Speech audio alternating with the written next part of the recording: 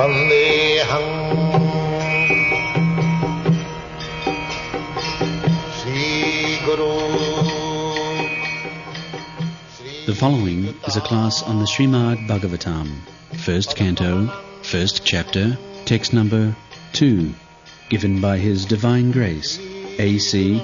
Bhaktivedanta Swami Prabhupada, recorded on the 23rd of February 1975 in Caracas, Venezuela. Sri Rupam Chakrajatam Dharma prochita koitavayatra paramanimma saranam sadham Vedam vastava vastu matram Vedam vastavamatra vastu Sivadam tapattayanunanam Simada Bhagavati Mahamani Krite Kingma Pare Ishara Shaddo Didi Avaruddhati Atra Prithivi Sushusuvi Statkara.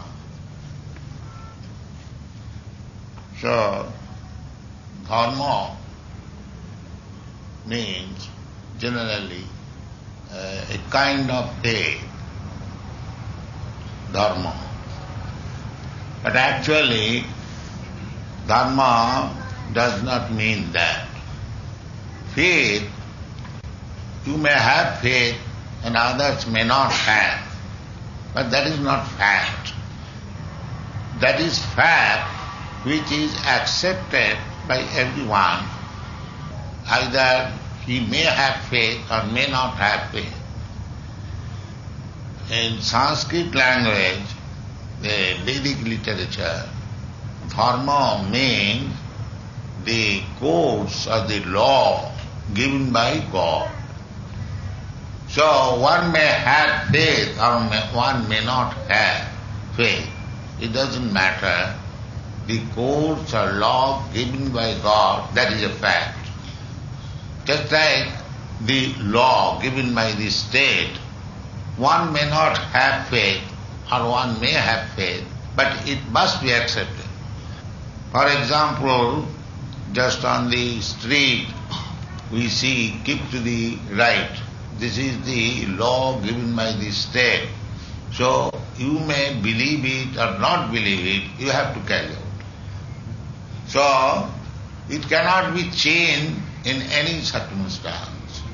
Therefore dharma does not mean a faith. It is compulsory. So the compulsory law is that God is great and we are subordinate or servant of God. You may believe or not believe, the God's law will apply upon you forcibly.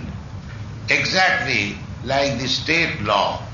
You may have faith or no faith, you must accept it, otherwise it will be forcibly imposed upon you. So, dharma, as it is explained in English dictionary, a kind of faith, that is not proper meaning. Dharma means that you are obliged to obey the laws given by God. Just like our material condition, birth, death, old age and disease. So one may say that I do not believe in death. That is false. You may believe or not believe, you have to die. Similarly, one may believe or not believe, he has to take birth. Birth, death means to give up this body and accept another body. That is very nicely explained in the Bhagavad Gita. Katha dehantaram prapti dhira sattanamayati. Just like a child, he must accept the body of the boy. The boy, he must accept next the body of a youth. And the youth must accept the old man's body. This is the law of God. You must accept. And just when this body is no more practically usable, then you have to accept another body and begin a new life. This is the law of nature or the law of God. Law of nature is dull, material. Nature cannot work automatically without the incentive or manipulation of God behind nature. Foolish people think that nature is working automatically. That is their ignorance. Nature is working under the direction of the Supreme Lord. That is stated in the Bhagavad Gita.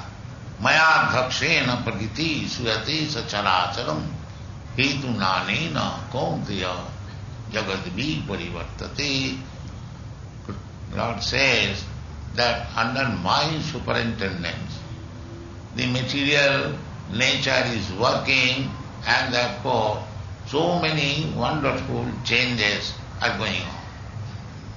So nature is working under the order of the Supreme Lord, and we are under the stringent laws of nature.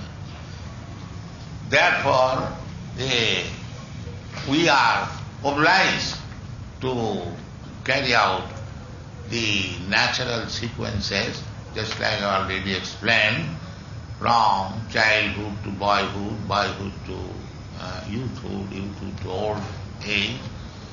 These are natural laws, and after mature old age, you have to change this body and accept another body. So if we say that I have no faith in the orders of the material nature, I can avoid it, that is not possible. So therefore this dharma means you may have faith or may not have faith, you have to abide by the laws of nature. People therefore say, as sure as death. I may think or you may think that don't care for death, there will be no death, but it will happen. Therefore the conclusion is that you cannot manufacture any laws of religion. Man-made religion has no value. So man-made religion, there are so many religious systems, Hindu religion, Christian religion, Mohammedan religion, or this religion, that religion. That is a kind of faith. But religion means the order of the laws given by God. Therefore here it is said, dharma projita koita bhaktra. Koitra means cheating type of religious system. Real religion means God is there, I am there. God is great, I am subordinate.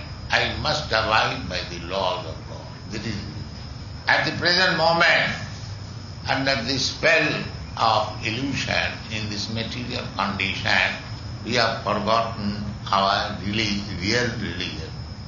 Real religion means to revive our consciousness. We say Krishna consciousness or God consciousness, by which we agree to abide by the laws of God. So, Krishna says in the Bhagavad Gita, at the end, Sarva dharman parittajya mam ekam saranam bhaja. He says that you have manufactured so many religious systems, so you give up all this. You simply surrender unto me. Therefore, real conclusion is, real religion means to surrender unto God. It is explained in another place of Srimad Bhagavatam, Savai punsana paro dhamma jato bhakti radhokkhale ahoituki yapratihata jenatma samprasidati. That is first class religion. What is that? Savai punsana paro. First class religion, jato bhakti radhokkhale, which teaches us how to surrender to God and love Him. Ahoituki apratihata jenatma samprasidati. Ahoituki means without any motive. apratihata, without any checking. Jino atma samprasidati. If you come to that platform religion, then you become fully satisfied. Generally, there are four principles in the human society, namely dharma, artha, kama and moksha. Means, first of all become religious, then you solve your economic problem, and then satisfy your senses, and then become one with God. Those who are following the Vedic principles, they think like that. Not only they, others also, the so-called religious system, they also think like that. Just like the Christians, they go to church, oh God, give us our daily bread. So this bread supplying business is like that God simply supplies bread and we eat and we enjoy. Similarly, the Hindu system also there is, oh God, give me some money, I am very poor, I am suffering from disease, please cure it. Everywhere you find some motive in religiosity. So, religion does not mean to solve the economic problem. Therefore, at the present moment, they are becoming godless because now people are advanced in education and knowledge. They think that if I have to ask bread from God, why shall I go to God? Let me earn money very nicely and I can purchase bread. Why shall I go to church? On account of this motivated religion, the communists are taking advantage and they are preaching godlessness. In communist country, the innocent village people, they go to church and ask for bread, and when they come out of the church, the communist leader asks them, have you got bread? So they say, now ask bread from us. So they ask bread, oh communist leader, give me bread. So they supply immense quantity of bread, take as much as you like. So then they ask, who has supplied you bread? They say, the communist leader. In this way they propagate, now there is no use of going to the church or asking bread from God. And they also practically see that in the church, we asked for bread, there was no supply of bread. And as soon as they prayed bread from the communist leader, there are so many bread. But the innocent people, they do not know that this communist leader has supplied bread not from his father's stock, it is from the stock of God. So they are innocent people, they do not know that actually bread is supplied by God because the ingredients of bread, namely the food grains, the wheat or the pulses, that is not made by communist leader, that is made by God. Therefore the conclusion is that if we approach God for some material benefit, we may be cheated at some time. Therefore it is said, dharma projita atra koitava. This kind of motivated religious system is completely thrown away from this Srimad Bhagavatam. Intelligent person should know that God is supplying food to so many living entities, why He shall not supply me? There are 8,400,000 forms of living entity. Out of that, only 400,000 forms are human body.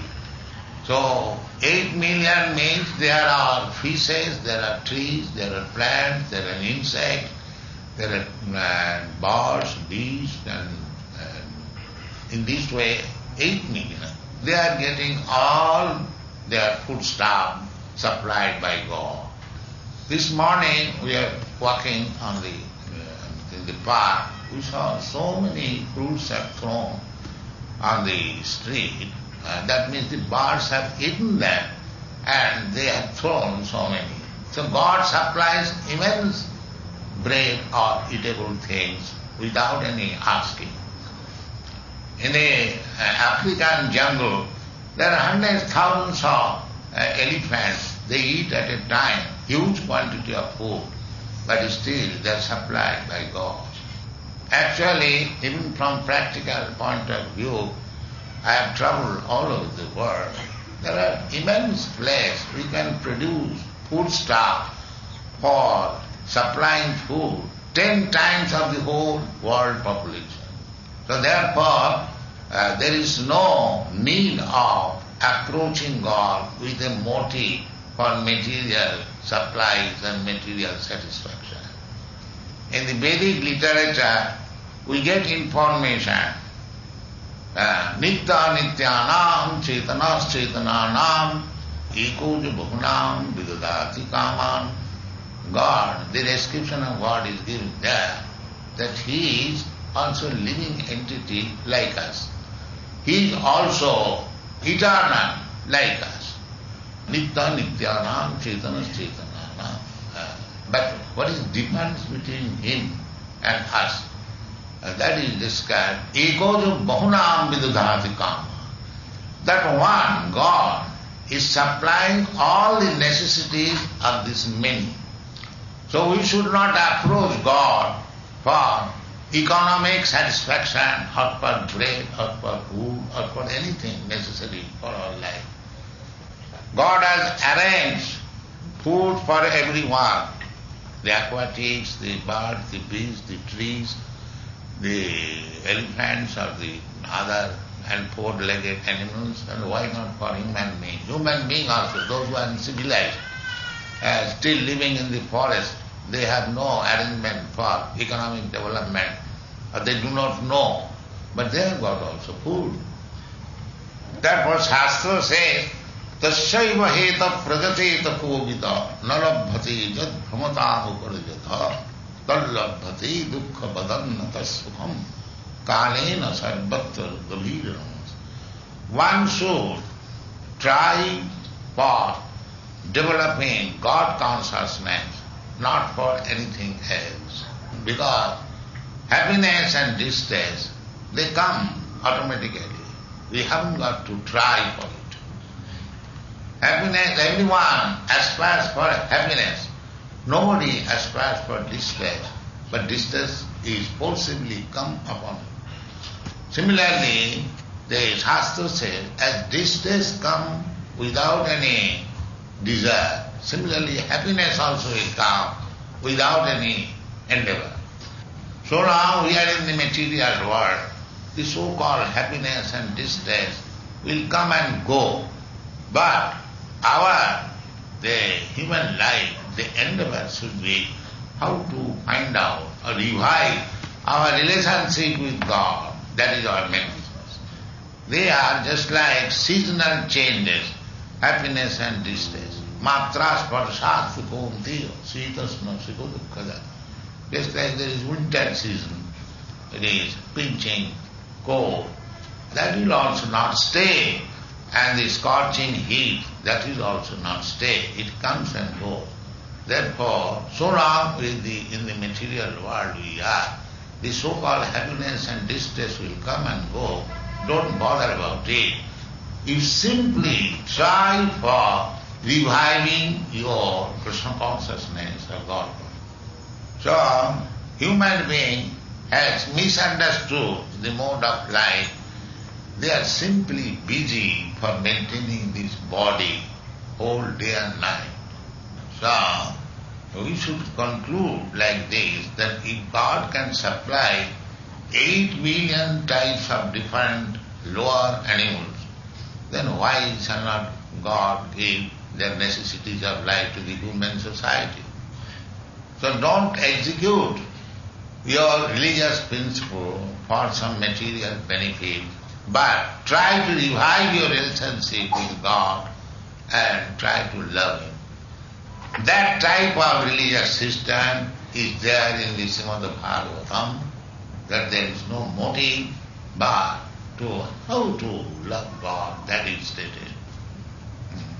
This type of religion means to love God is stated here as Sivadam Taputrayo Unulanam. Sivadam means all auspicity, and the threefold miserable condition of life is completely uprooted. On account of this material body, we have got threefold miseries within this material world. One is called Adhyattik. Adhyattik means miserable condition due to this material body and the mind. The another miserable condition is Adhibhautik, miserable condition offered by other living entities. And the third miserable condition is which is offered by the nature, just like earthquake, famine, pestilence, and so many other things on which we have no control. We have no control in any kind of miserable condition, especially the miserable condition offered by nature. We cannot avoid. So therefore, here it is said that if you take up this religious system, means how to love God, then you will be transcendental to all this miserable condition of material existence. And these information, these practices are given in the Srimad Bhagavatam, which is compiled by, not by any ordinary person, but Srimad Bhagavati Mahamuni Krite, the greatest sage, Vyasdev, he has given us. The ordinary literature, they are full of mistakes and cheating and illusion and imperfectness. Every condition shown as we learn, we have got four defects. Namely, we commit mistake. We are sometimes illusioned, and sometimes we do not know properly anything, and still I give my thesis. Perhaps it may be, where is this knowledge? Perhaps. That means cheating. One has sufficient knowledge, and perhaps maybe he is giving knowledge. And above all of them, we should know that our present material senses are imperfect. For example, just like we are very much proud of our eyes, we say, can you show me God? But our eyes are so long perfect as long the light is. It is conditional. Therefore, every sense now we are possessing, they are not perfect. So we acquire knowledge by using our different knowledge, senses. Therefore, because they are imperfect, whatever knowledge we gather by speculation, that is imperfect. So if we take knowledge from such personalities who are liberated, then that knowledge is perfect. This is the process of acquiring knowledge in Krishna consciousness movement, that we receive knowledge from the perfect person. Now here it is said that because it is given by the perfect person Vyasdev, we should take knowledge from this Srimad Bhagavatam. And the proof is that we have now become godless. We have no information of God. But if you read Srimad Bhagavatam, then immediately you realize God. Just like you can see in reality that these boys, these girls who have joined this Krishna consciousness movement, because they are reading Srimad Bhagavatam, Bhagavad Gita, they are now gradually realizing what is God and what is his relationship with God. So unless we realize God and our position and we become lover of God, there is no question of peace in the mind. Therefore it is recommended here that if you want real peace in the mind, try to understand what is God, what is your relationship with God, and act accordingly. You will be immediately peaceful. As soon as you become peaceful, your life is successful. Thank you very much.